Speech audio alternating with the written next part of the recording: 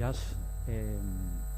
Bueno, en primer lugar, quería agradecer a la Cátedra Banco de Santander por la convocatoria de estos premios, por lo que de incentivo tienen para los profesores, y también a los compañeros por los trabajos realizados. Yo, además, como soy el último, puedo opinar con cierto conocimiento de causa, porque he visto la calidad de lo que han presentado y les puedo felicitar sabiendo un poco lo que han hecho. Así que enhorabuena. Bueno,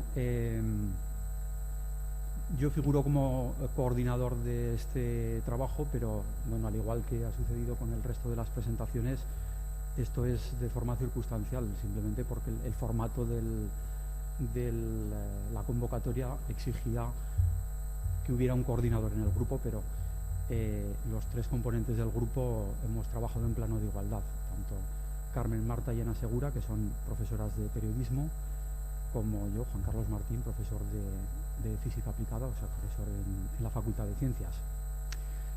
Bueno, el trabajo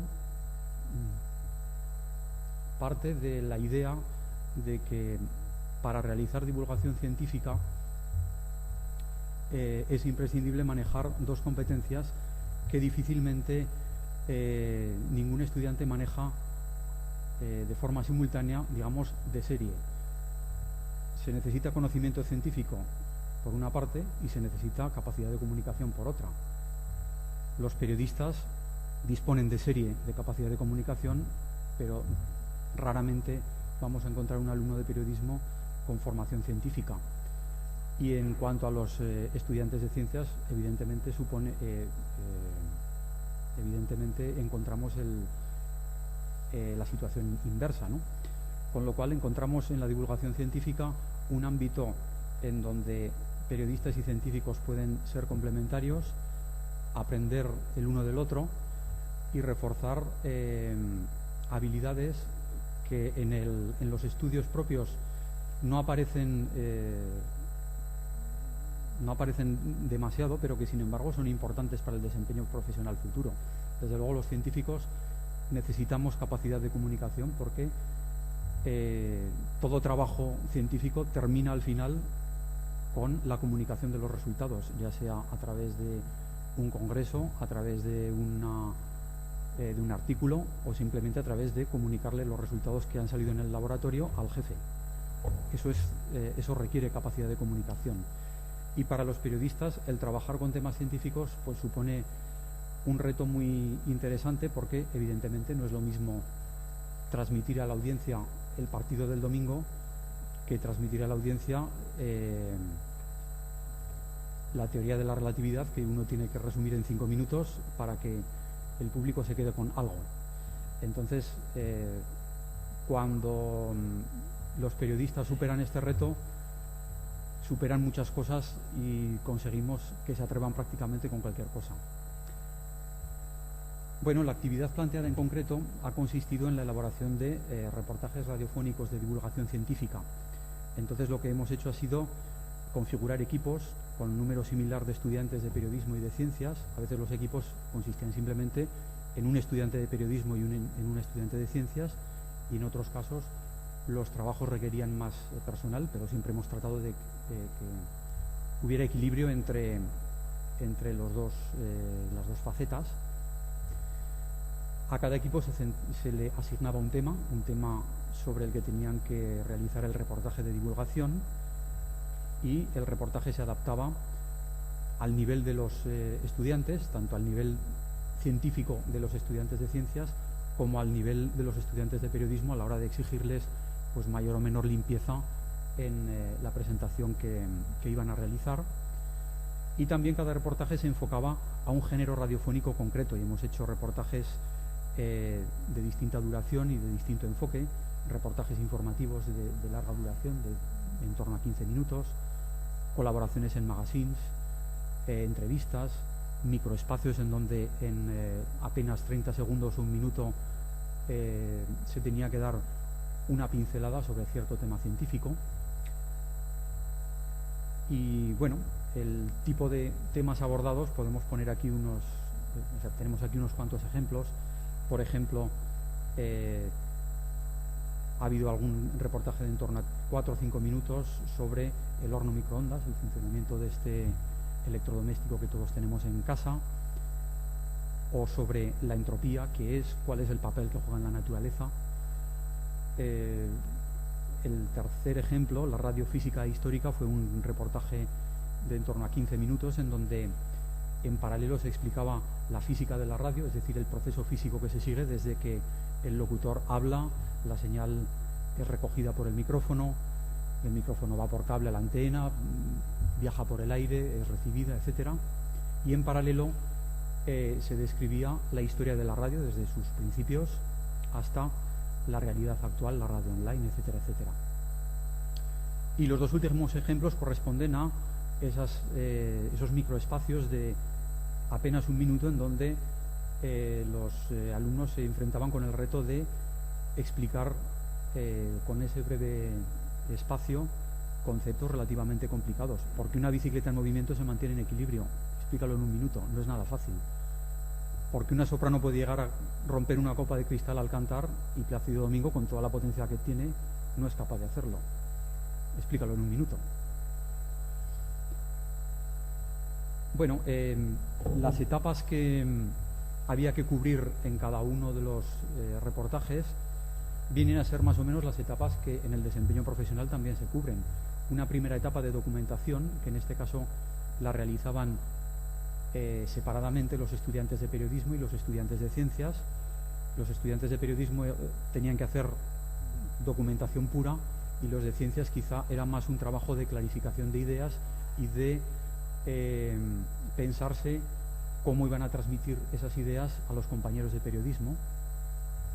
Una segunda etapa de puesta en común en donde se producía el intercambio de ideas, los alumnos de ciencias clarificaban conceptos a los alumnos de periodismo, estos les preguntaban a los de ciencias por los conceptos que les parecían a ellos más importantes de cara a explicarlos a la audiencia.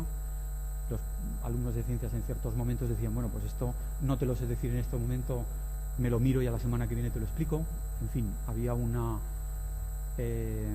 interacción entre las dos partes del equipo, y cuando las ideas estaban claras se pasaba a la tercera parte, a la parte de guión, en donde el periodista era el que llevaba la iniciativa, pero el científico controlaba que desde un punto de vista técnico toda la información que se elaborara fuera correcta.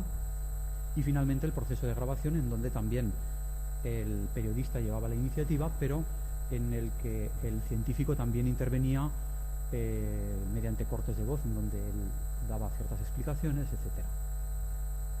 Bueno, algunos reportajes elaborados se emitían en la radio online de la universidad, radiounizar.es, e incluso los mejores también han sido distribuidos para su emisión en otras emisoras de la Asociación de Radios Universitarias Española, y han tenido difusión también en otras universidades del país.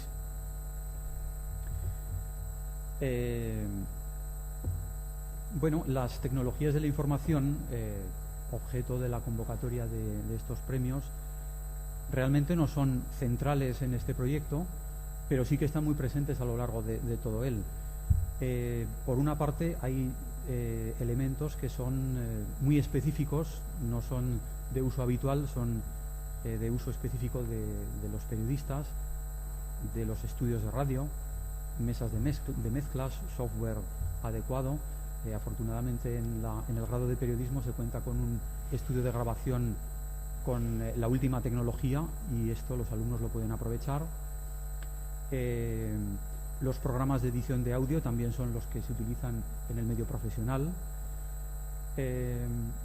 Y después hemos de mencionar que el objetivo final de cada reportaje es generar lo que podemos llamar un producto de las tecnologías de la información y de las comunicaciones. Es un podcast que posteriormente se puede colgar o bien en la radio universitaria, se puede distribuir a otras emisoras de la Asociación de Radios Universitarias Española, con lo cual, insisto, las tecnologías de la información y de las comunicaciones, aunque no son el centro del proyecto, realmente ocupan también un papel importante en él, y sin ellas no sería posible la realización del proyecto tal y como lo hemos diseñado. Bueno, creemos que gracias a la acción que hemos llevado a cabo hemos conseguido, desde luego, motivar a los estudiantes. Para los estudiantes de ciencias, desde luego, presentar un proyecto con este formato supone una revolución. Ellos están acostumbrados a presentar trabajos escritos, están cansados de presentar trabajos escritos. No es tan habitual, pero también están bastante acostumbrados a presentar ciertos trabajos mediante presentaciones orales, pero lo que les sorprende por completo es presentar trabajos en forma de podcast y encima escucharse a ellos mismos en cortes de estos trabajos, con lo cual esto les motiva muchísimo a sacar lo mejor de ellos para que el producto final quede lo más apañado posible. Y para los estudiantes de periodismo también es muy motivador, porque ellos consiguen abordar temas que en solitario quizá no se atreverían a hacerlo, o se verían desbordados por ellos, y con la ayuda de los estudiantes de ciencias ven que es posible llevar a cabo reportajes sobre temas relativamente complejos, con cierto rigor en las explicaciones y con la seguridad de que lo que estás diciendo pues está avisado por un especialista y no hay ninguna metedura de pata gorda en los contenidos. Bueno, conseguimos fomentar el trabajo en equipo que en muchas otras asignaturas se lleva a cabo, pero quizás se lleva a cabo con un enfoque diferente. Normalmente el trabajo en equipo entre estudiantes se realiza entre compañeros de la misma asignatura. Pues Pedro hace la parte A y Juan hace la parte B, pero Pedro podría hacer la B y Juan la A. O Pedro podía hacer la A y la B con el doble de tiempo. Y aquí no, aquí el científico no puede hacer la parte del periodista porque no está preparado para ello, ni viceversa. Así que es un enfoque de trabajo en equipo con el que pocas veces se enfrentan los estudiantes en nuestras carreras hoy día. Es un proyecto que da lugar a la creatividad del estudiante. Quizá los estudiantes de periodismo sí que en su grado tienen más lugar a la creatividad, pero desde luego los estudiantes de ciencias no la tienen apenas. Tienen una serie de actividades, digamos que muy cuadriculadas. En esto tenemos que tratar de mejorar, y creemos que este proyecto sí que da lugar a que los alumnos hagan las cosas a su manera.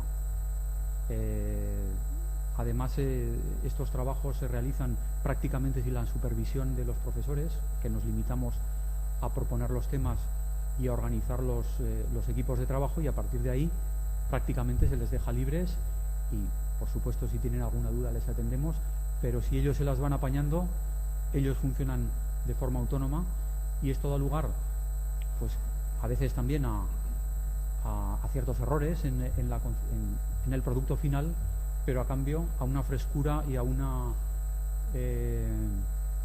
creatividad que muchas veces nos sorprende y que para ellos les resulta como liberador, ¿no? Porque no lo encuentran fácilmente en otras asignaturas, en otros trabajos que tienen que realizar. Bueno, el proyecto consigue también dar visibilidad a las actividades de los estudiantes a través de las plataformas que he mencionado anteriormente, lo cual para ellos también es motivador y también es gratificante. Y esta visibilidad también repercute en dar visibilidad a la Universidad de Zaragoza, lo cual pues es beneficioso para todos.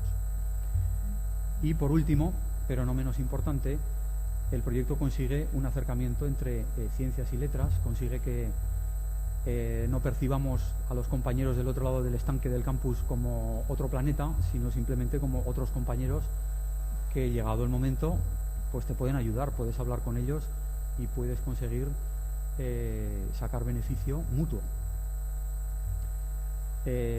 Bueno, el proyecto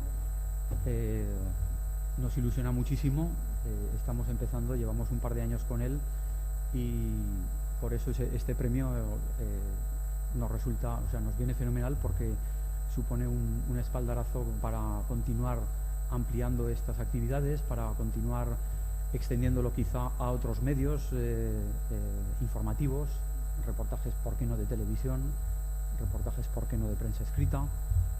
Se ha circunscrito de momento en cuanto al ámbito científico a los estudios de física, pero ¿por qué no extenderlo también a otras disciplinas, bueno, pues a cualquiera, medicina, a matemáticas, ¿por qué no?, a economía, a cualquiera. Y estamos también trabajando en la difusión del proyecto mediante la participación en algunos congresos, la inclusión de estas actividades en algún capítulo del libro que próximamente va a ver la luz. Y bueno, pues como os digo, muy ilusionados por continuar en la brecha, y no me queda nada más que agradecer una vez más a la Cátedra Banco de Santander por la distinción, y a todos vosotros por vuestra atención. Muchas gracias.